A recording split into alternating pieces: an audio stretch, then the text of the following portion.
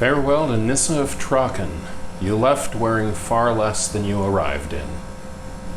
Welcome to the Time Treadmill. I'm Ron, and these are my sweaty thoughts about Doctor Who.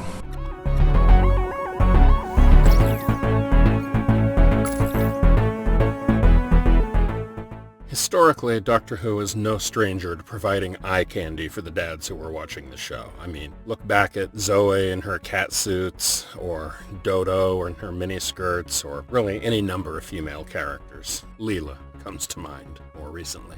It was really strange in Nyssa's final episode to have such a consistently conservatively dressed character suddenly in her final story just randomly drop basically all of her clothes. She ends the episode wearing nothing more than a shift, nothing more than effectively her underwear. And it's just a very strange choice for the character. When she was asked about it at the time, Sarah Sutton said it was a parting gift for her male fans, and fair enough. But on the whole, Terminus is just such a strange story. I really wonder how it would have turned out if it had not been beset by so many behind-the-scenes production issues. The story was perpetually underlit, largely due to a strike from the electricians. The sets were erected improperly and had to be torn down and rebuilt in the correct positions. There were production time overruns. The director, Mary Ridge, had never in her entire career run over her allotted filming time, and she was adamant she wouldn't in this, and so she pushed production through with very little rehearsal and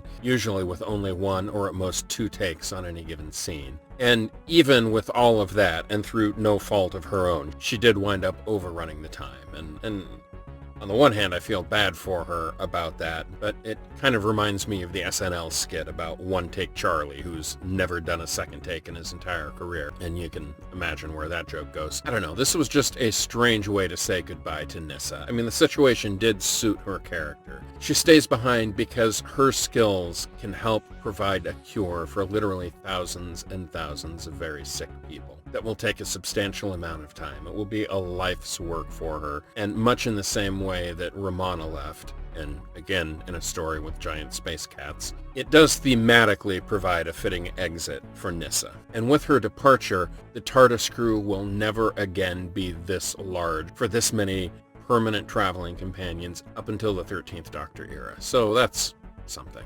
So that concludes the middle part of the Black Guardian trilogy. Tomorrow is the final part. I'm kind of looking forward to watching. There is a completely different edit of the story that's available that presents the whole thing edited as a single feature-length film. And I'm going to watch that, or at least begin to watch it tomorrow. I haven't yet decided if I'm going to just carry through the entire thing in one sitting or if I'm going to break it up into 2 sessions. We'll kind of see how I feel when I get there. So tune back tomorrow and find out.